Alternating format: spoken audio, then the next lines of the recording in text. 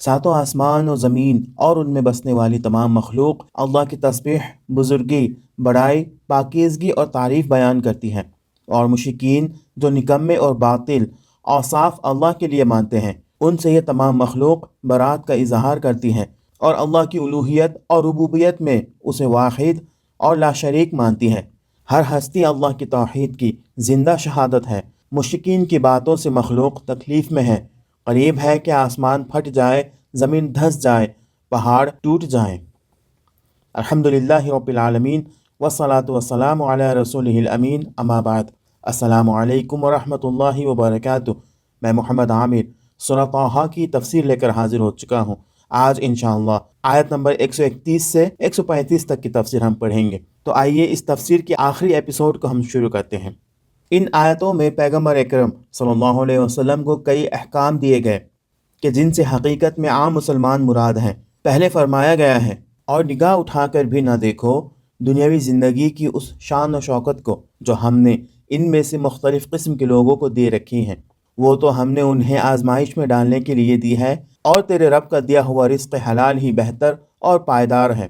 اس آیت کا مطلب یہ ہے کہ تمہارا اور تمہارے ساتھی اہل ایمان کا یہ کام نہیں ہے کہ یہ فساق اور فجار جو ناجائز طریقوں سے دولت سمیٹ کر اپنی زندگی میں جو ظاہر چمک دمک پیدا کر لیتے ہیں اس کو رشک کی نگاہ سے دیکھو۔ یہ دولت اور یہ شان و شوکت تمہارے لیے ہرگز قابل رشک نہیں ہے۔ ہاں، یہ ناپائیدار نعمتیں اور دنیاوی زندگی کے پھول ہیں، ایسے پھول کہ جو جلدی کھل جاتے ہیں اور پھر مرجھا جاتے ہیں اور چند دنوں سے زیادہ پائیدار نہیں ہوتے۔ جو پاک رزق تم اپنی محنت سے کماتے ہو وہ خواہ کتنا ہی تھوڑا ہو، راست باز اور ایماندار آدمیوں کے لیے وہی بہتر ہے، اور اسی میں ہی بھلائی ہے جو دنیا سے آخرت تک برقرار رہنے والی ہے۔ بعد والی آیت میں پیغمبر اکرم صلی اللہ علیہ وسلم کی روح کو خوش کرنے اور ان کے دل کو تقویت پہنچانے کے لیے فرمایا گیا ہے، اپنے اہل و عیال کو نماز کی تلقین کرو اور خود بھی اس کے پابند رہو، کیونکہ یہ نماز تمہارے لیے اور تمہارے خاندان کے لیے دل کی پاکیزگی اور صفائی اور روح کی تقویت اور اللہ کی یاد کا سبب ہے۔ اس کے بعد مزید فرمایا گیا ہے کہ اگر نماز کا حکم تمہیں اور تمہارے خاندان کو دیا گیا ہے تو اس کے فائدے اور برکات بھی صرف تمہارے ہی لیے ہوں گے۔ ہم تم سے کوئی رزق نہیں چاہتے، رزق تو ہم ہی تمہیں دے رہے ہیں۔ یہ نماز پروردگار کی عظمت میں کوئی اضافہ نہیں کرتی، بلکہ تم انسانوں کے لیے اللہ کے قریب ہونے کا ایک بہترین ذریعہ ہے۔ اللہ سب سے بے نیاز ہیں اور سب اللہ کے نیاز مند اور محتاج ہیں۔ اور آیت کے آخر میں مزید فرمایا گیا ہے، اور انجام کی بھلائی تقویٰ ہی کے لیے ہے۔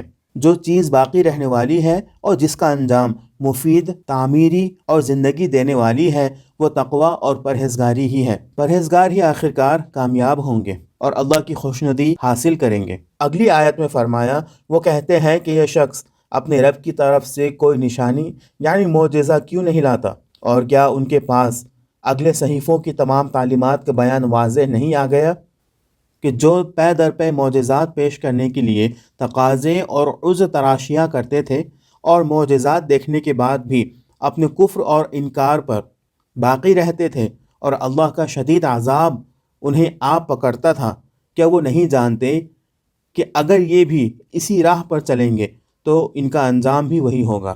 اس آیت کی تفسیر میں یہ احتمال بھی ہے کہ بینہ سے مراد خود قرآن ہے کہ جو گزشتہ آسمانی کتابوں کے حقائق کو اعلیٰ ترین معیار کے مطابق بیان کرنے والا ہے۔ یعنی کیا یہ کوئی کم معجزہ ہے کہ انہی میں سے ایک امی شخص نے وہ کتاب پیش کی ہے جس میں شروع سے اب تک کی تمام آسمانی کتابوں کے مضامین اور تعلیمات کا نچوڑ نکال کر رکھ دیا گیا ہے۔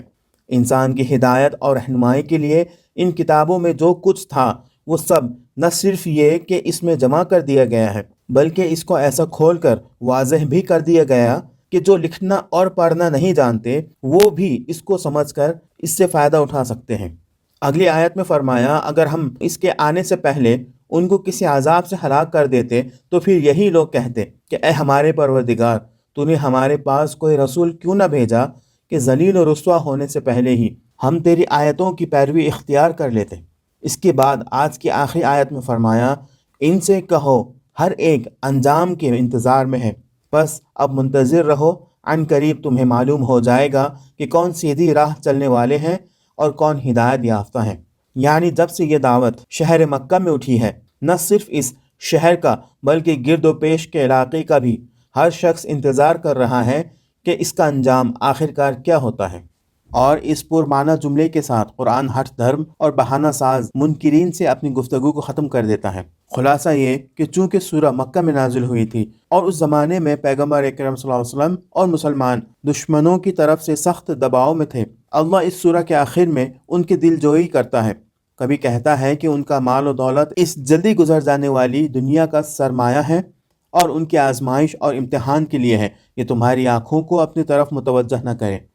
اور کبھی نماز اور صبر و استقامت کا حکم دیا گیا ہے تاکہ ان کی معنوی قوت کو دشمنوں کی کثرت کے مقابلے میں تقویت دے۔ اور آخر میں مسلمانوں کو بشارت دی گئی ہے کہ اگر یہ گروہ ایمان نہ لائیں گے تو ان کا انجام بہت برا ہوگا، کہ جس کے انتظار میں انہیں رہنا چاہیے۔ پروردگارہ، ہمیں ہدایت یافتہ اور صراط مستقیم پر چلنے والوں میں سے قرار دے۔ یا اللہ، ہمیں وہ قدرت اور رعب عطا فرما جس سے نہ ہم دشمنوں کی کثرت سے ڈریں اور نہ ہی سخت مشکل حالات سے پریشان ہوں۔ ہٹ دھرمی اور بہانہ بازی کو ہم سے دور رکھے اور ہمیں حق قبول کرنے کی توفیق مرحمت فرمائے۔ آمین۔ وآخر دعوانا ان الحمد للہ رب العالمین۔ السلام علیکم ورحمۃ اللہ وبرکاتہ۔